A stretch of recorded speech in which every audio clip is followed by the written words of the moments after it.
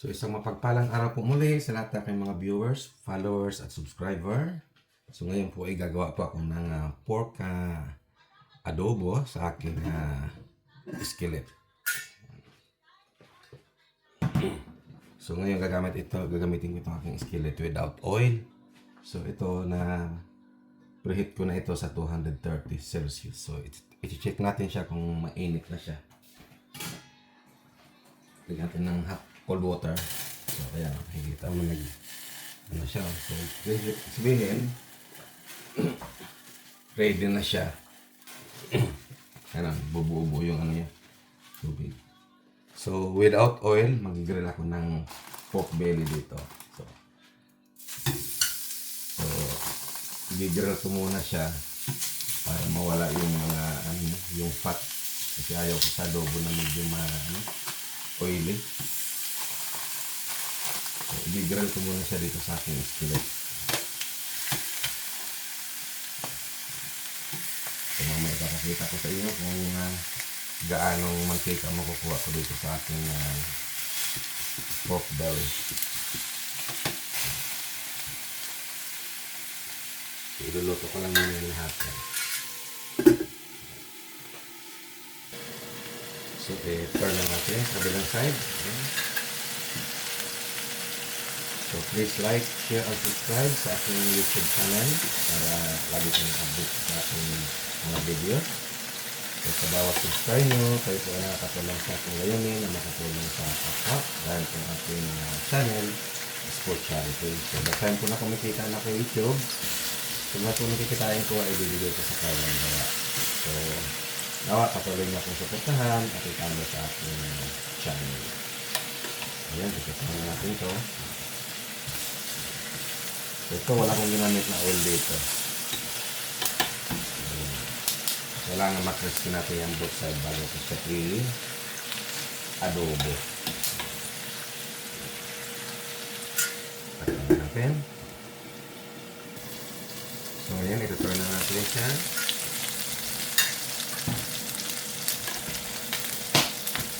Ayan, luto na siya, crispy na siya. Ayan. So kailangan maluto lang muna natin ito lahat. Bago natin timplahan mamaya ng adobo.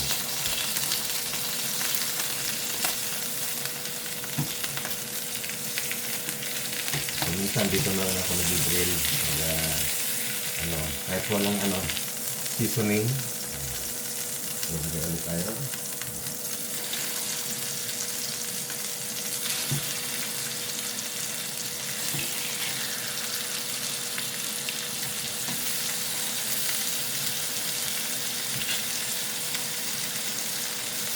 Ayan, at least mag-share ko sa inyo kung paano ako mag-adobo.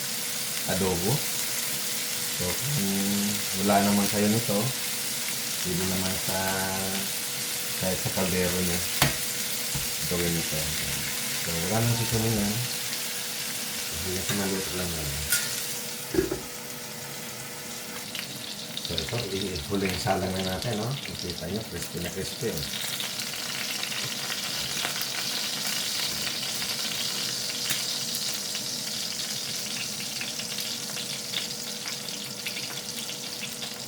I-slice na natin ito. So, ipakita ko sa inyo ngayon kung gano'ng kadami nakuha kong oil. So, sa adobo kasi ayoko nang masyadong, hindi na sa adobo, sa lahat ng pagkain na niluluto ko. Ayoko nang mamantika.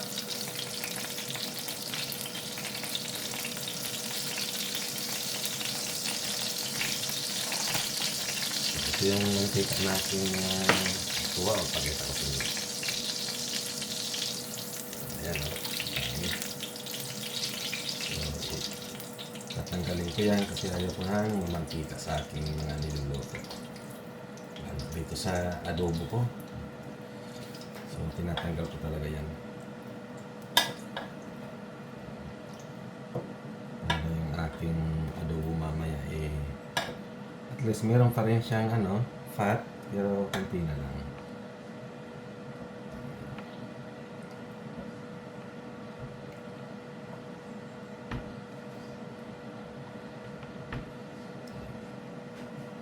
So ayan guys, oh, yung nakuha kong mantika, oh. Ang dami.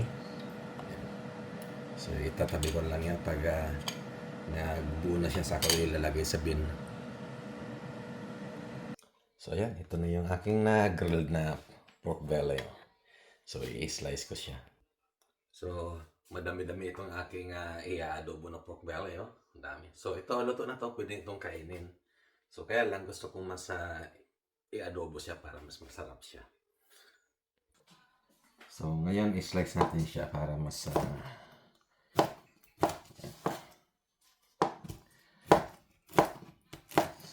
so nawa patuloy nga akong suportahan sa aking channel para lagi kayong updated sa aking mga video na pinopost. Dahil po ito yung aking pagluluto ngayon na sinashare ko sa inyo. Ito po yung realidad ko na ginagawa pag ako'y day off. Ako po ay yung nagluluto para sa aming ito yung namin to, tanghalian ngayong Sabado. Dahil ako po ay day off. So at least na-share ko sa inyo yung paano ko lutuin yung aking adobo na mas pinasarap pa. So ito, hindi lang pang adobo ito, ganitong grill ko. Pwede ko itong gawing salad. Pwede kong gawing sisig. So marami akong magagawa nito. Kaya lang yung request ng aking mga laga ay adobo daw. Kasi ito, pag nag-adobo ako, nilalagyan ko ng pineapple juice. So yun ang aking pinakasarsa. So mamaya i-share ko sa inyo. Ayan. So minsan pag nag-grill ako dito sa aking skillet, ganito na. Wala lasang seasoning. Hindi na ako nilalagay ng mantika. So after ko siya may slice, so ibabalik ko naman siya ulit dito sa aking pinaglutuan. Diyan ko na siya titimplahan.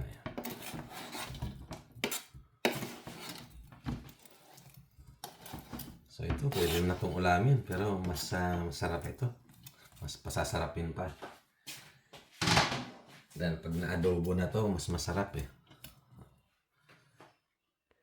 So ayan guys, nalagay ko na yung aking grill na pork belly. So ngayon lalagyan ko naman siya ng sariwang belly. Ito po ay galing sa aking garden. Ayan, mas marami, mas magmo. Tapos yung ito, konting ginger. Ayan. Pero mas marami yung chopped garlic ko. Ayan. Chopped garlic. And then chopped onion. Sama-sama na sila dyan. Rambol-rambol na sila dyan. Bahala na sila dyan. Magkasama-sama rin naman mo yan.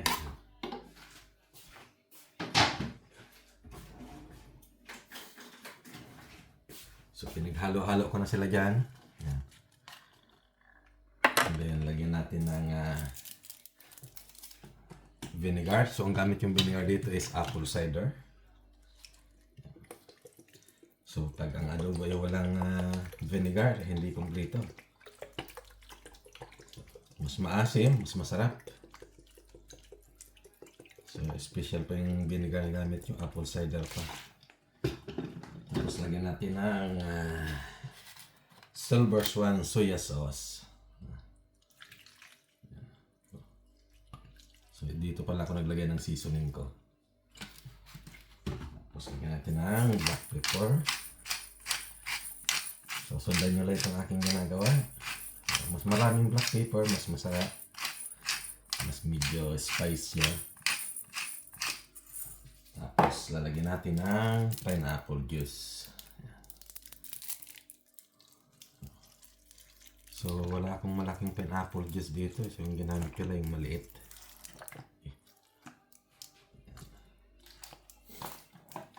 Dalawa to para mas marami siyang sarsa. Kasi ito yung hinahabol ng aking mga alaga eh. Mas marami daw sarsa. So sabi na sarsa pa lang daw eh. Ulam na. So ayan na siya guys. Tapos mamaya pagluto na siya, lalagyan ko siya ng sinigang na sili. Mas mabango. So dagdagan pa natin yung black pepper.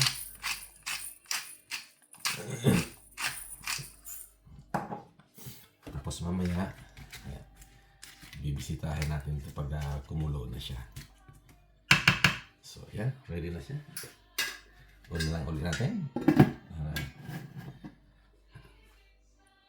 So, ayan. Ready na yung aking pork belly adobo. Ayan.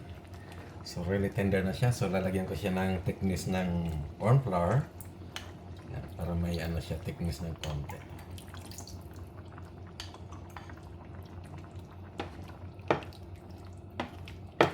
So, ito yung aking style ng pag-aadobo ng aking pork belly. Ayan. Para at least may magaya nyo rin. Masubukan nyo. At least ito, nilagyan ko rin ito ng 1 teaspoon na brown sugar. Tapos 2 spoon of oyster sauce. Bukod doon sa mga pinakita ko kanina na ingredients. So, ayan. Ready na siya. Tapos lalagyan ko siya ng siling pansigang para mabango. So, kailangan kasi pag kumakain ako, meron akong panghang. So, para sa akin yung sili na yan. Takpan naman natin ng few minutes. So, yan. Takpan natin. So, yan. Kung nakikita niyo yung aking ginawang adobo, napakaraming sarsa kasi ito yung gusto ng aking mga anak. Gusto nila may sarsa. So, mas special pa ito pag meron itong boiled quail egg. Kahit chicken na lang na egg, pwede na siya. So, ayan guys. So, nakita nyo na yung aking style sa pagluluto.